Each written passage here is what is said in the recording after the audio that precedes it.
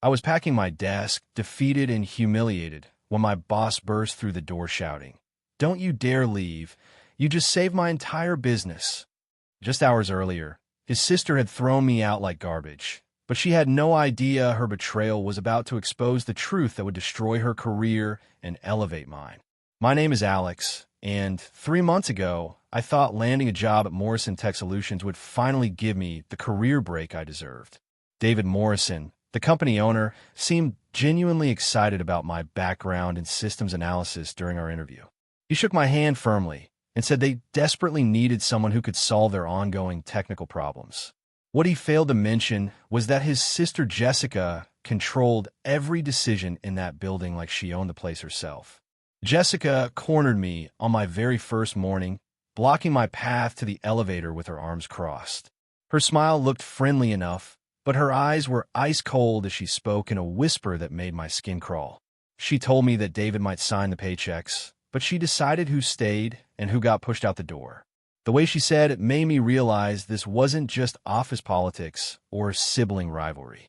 This was a warning disguised as friendly advice, and I could tell she meant every single word. Within my first week, I discovered why their computer systems kept crashing and costing the company thousands of dollars in lost productivity. Their servers were ancient relics that belonged in a museum, not a modern business. I spent my evenings researching upgrade solutions and pricing options, creating a detailed proposal that could save them a fortune while preventing future disasters. My excitement grew as I imagined presenting this breakthrough to David and proving my worth to the company. But Jessica had other plans for my hard work and dedication. When I approached David's office with my carefully prepared presentation, she appeared out of nowhere like a security guard protecting a celebrity. Her voice dripped with fake concern as she explained that David was far too busy for my amateur theories and suggestions. Before I could protest or explain the importance of my findings, she literally grabbed the folder from my hands and dismissed me like I was bothering her with trivial nonsense. That night, I sat in my apartment staring at my backup copies of the research, finally understanding the real situation I had walked into. This wasn't about solving technical problems or helping the company succeed. Jessica saw me as a threat to her control, and she was willing to hurt the business itself just to keep me in my place. I realized I wasn't just fighting computer crashes and outdated equipment anymore. I was fighting for my professional survival against someone who held all the cards and wasn't afraid to use them against me whenever she felt like it. Jessica's campaign to destroy my reputation started small, but grew more vicious with each passing day. My access to important computer systems mysteriously disappeared overnight, supposedly for security reasons that nobody could explain to me. Critical emails from clients and vendors never made it to my inbox, leaving me looking incompetent when I missed important deadlines I never knew existed. When frustrated customers called with urgent technical problems, Jessica would redirect their calls to other employees, then blame me for abandoning my responsibilities and ignoring company priorities. The breaking point arrived during a monthly board meeting where David asked directly about our ongoing server problems. Jessica stood up confidently and delivered a polished presentation about potential solutions and cost-saving measures. I watched in complete shock as she presented my exact research as her own original work, using my graphs and recommendations without changing a single detail. She spoke with such authority and confidence that even I almost believed she had come up with these ideas herself. After the meeting ended, I followed Jessica to her office and confronted her directly about stealing my work. She closed the door behind us and dropped her professional mask completely, revealing the cold calculation underneath. She told me to prove that the research was mine, pointing out that nobody in the building knew me well enough to take my word over hers. She had been David's trusted right hand for 5 years, while I was just another new employee who could disappear tomorrow without anyone caring or remembering my name. Her logic was brutally accurate, and we both knew it. When I tried approaching David later that afternoon to explain what had really happened, he looked genuinely puzzled and slightly annoyed by my claims. He mentioned that Jessica had already briefed him about my struggles with the technical aspects of the job, suggesting that maybe they should hire an outside consultant instead of relying on my questionable expertise. I felt my credibility crumbling with every word he spoke. Within 2 weeks, an expensive consulting firm was implementing my exact solution, while Jessica took full credit for identifying the right experts to solve their problems. I watched helplessly as strangers earned thousands of dollars fixing issues I had already diagnosed and solved, while Jessica basked in praise for her brilliant decision-making. But what Jessica didn't realize was that her brother was about to stumble across information that would expose her true character and motivations in ways she never saw coming. David burst through my office door at 11:30 on a Tuesday morning, his face white with panic and sweat beading on his forehead. He slammed the door behind him and asked me for an honest assessment of our computer security vulnerabilities, his voice shaking in a way I had never heard before. His usual calm confidence was completely gone, replaced by the desperate urgency of someone who had just discovered a terrible truth. I pulled up my security analysis files, the ones I had been quietly updating for months while Jessica blocked my other work. The screen showed a nightmare of exposed passwords, unprotected data, and backdoor access points that made our entire system vulnerable to attack. I explained to David that the consulting firm Jessica had hired left our computers wide open to hackers, essentially giving criminals a free pass to steal everything we owned. David's hands trembled as he scrolled through my detailed reports, his face growing paler with each page of evidence. He demanded to know why I had never told him about these critical security flaws before. I took a deep breath and explained that I had tried multiple times to warn him, but every report I submitted was either blocked or dismissed before reaching his desk. I suggested he check his email logs to see the warnings I sent that were never forwarded to him. For the next hour, David reviewed my comprehensive security audit while I sat quietly, watching his expression shift from confusion to anger to something that looked like betrayal. My documentation was incredibly thorough, covering every weakness and providing specific solutions for each problem. When he asked who else had seen this analysis, I told him nobody, which seemed to make him even more upset about the situation. David closed his laptop with deliberate force and asked if I could fix these security holes without anyone else knowing about them. I nodded immediately, relieved that someone finally believed my warnings and trusted my expertise. He gave me 48 hours to implement emergency patches while keeping the work completely secret from the rest of the staff. As I worked through that night implementing critical security fixes, I had no idea that David was conducting his own private investigation into why my warnings had been systematically ignored and buried. He was digging through email records, checking system logs, and following a trail of digital breadcrumbs that would lead him to discover something devastating about his own sister. The evidence he was uncovering would not only explain my blocked reports, but reveal a pattern of deliberate sabotage that went far deeper than simple workplace politics or family loyalty. Friday afternoon arrived with David calling me into his office, and Jessica was already sitting there with a smug smile that told me she thought she had won our war. She had positioned herself in the power seat next to David's desk, radiating confidence while I took the chair across from them like a defendant facing judgment. David's expression was unreadable as he began speaking about unauthorized system changes and going behind people's backs. Jessica immediately jumped into her prepared attack, telling David that I had been making dangerous modifications to company computers without permission or oversight. Her voice carried the perfect tone of concerned authority as she painted me as a reckless employee who couldn't follow basic workplace protocols. She had clearly spent time crafting this narrative, complete with technical terms that sounded impressive but were completely wrong. Before I could defend myself, Jessica produced a termination letter from her briefcase, like a magician revealing her final trick. She told David that my disruptive behavior and unreliable performance made me a liability they couldn't afford to keep around. The document was professionally formatted and legally worded, suggesting she had been planning this moment for weeks while I focused on actually solving company problems. But David raised his hand to stop her presentation, his voice cutting through her confidence like a knife through paper. He asked Jessica a simple question that made the room fall completely silent. Why had she told him that I never submitted any technical proposals or recommendations? The question hung in the air while Jessica's confident expression flickered and began to crumble. Jessica stammered out a confused response, claiming she didn't understand what David meant by his accusation. David opened his laptop and turned the screen toward both of us, revealing a folder containing 17 detailed reports that should have been forwarded to him months ago. These were my proposals, my security warnings, my cost-saving recommendations, all sitting in Jessica's email account like evidence in a criminal investigation. The color drained from Jessica's face as David continued clicking through files, each one representing another blocked communication between me and him.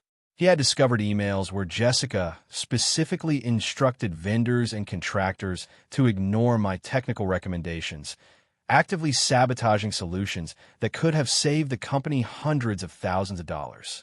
Her careful facade was dissolving in real time.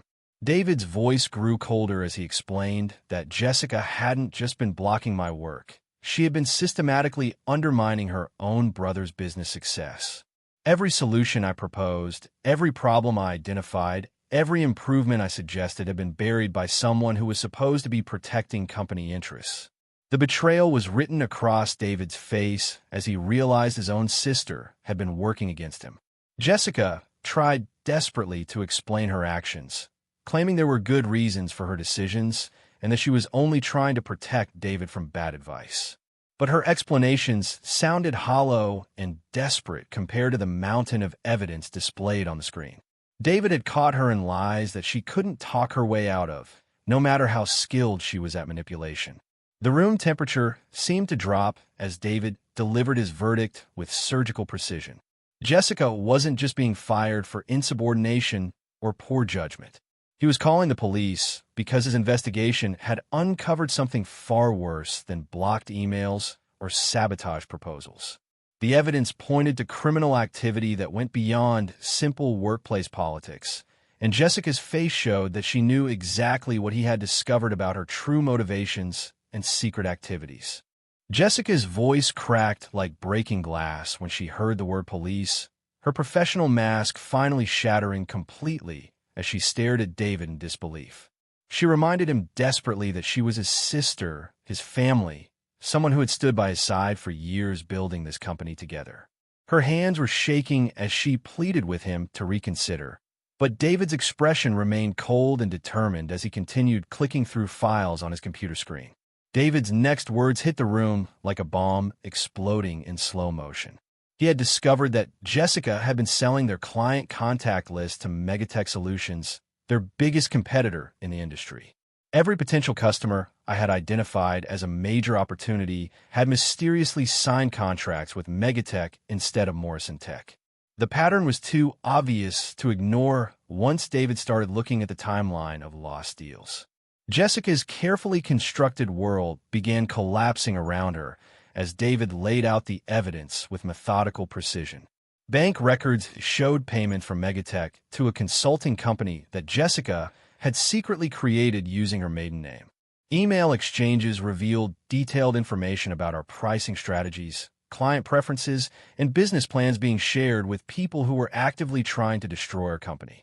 The betrayal went far deeper than anyone could have imagined.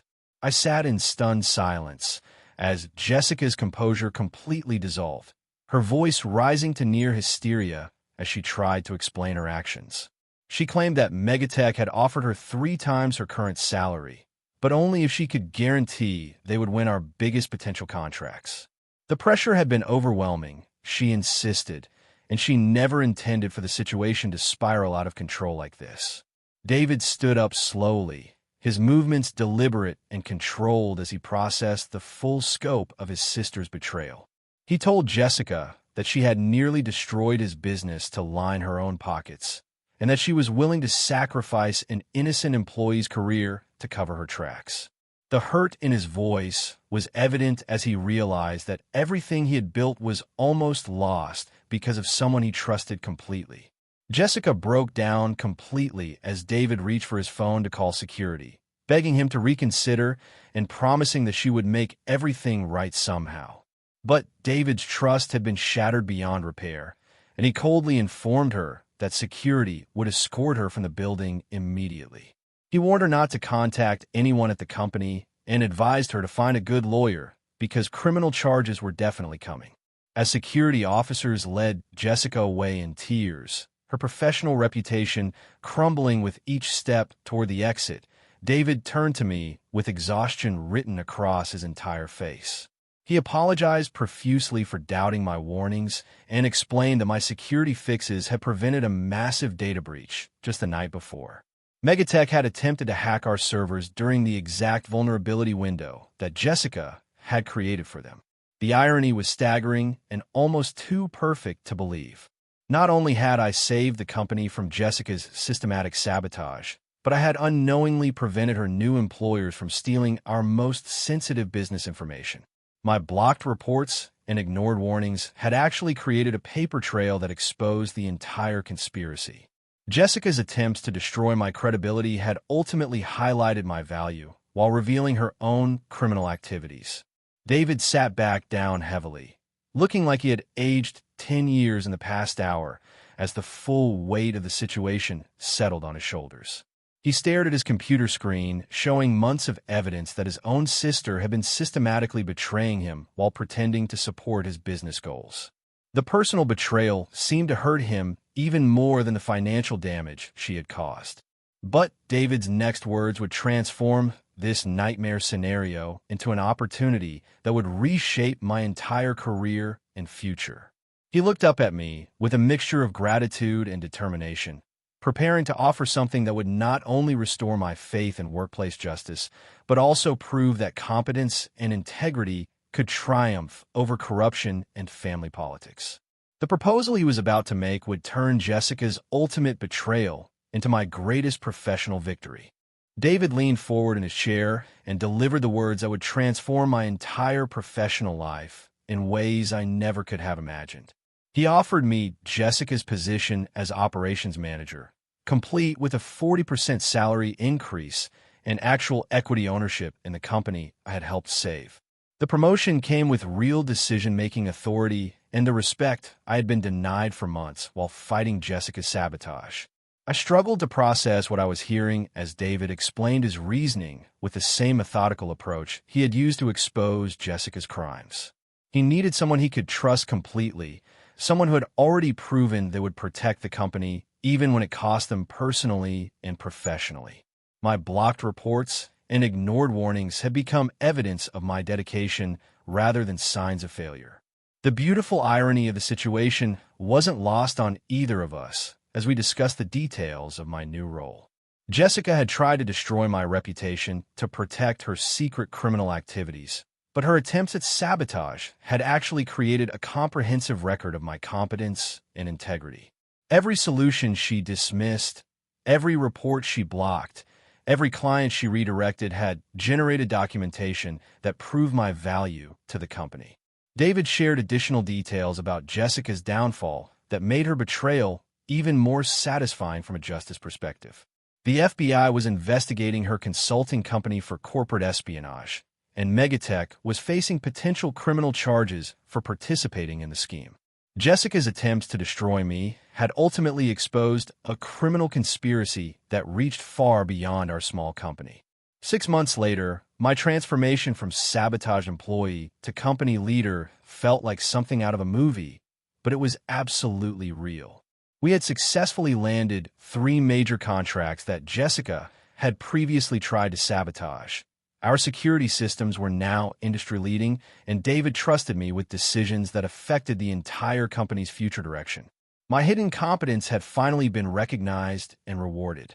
The most satisfying part of my vindication came through industry contacts who shared updates about Jessica's continued downward spiral. Megatech had fired her after discovering that she had been feeding them false information about our company's capabilities and weaknesses. When you make a career out of betraying everyone around you, you eventually run out of people willing to trust you with anything important.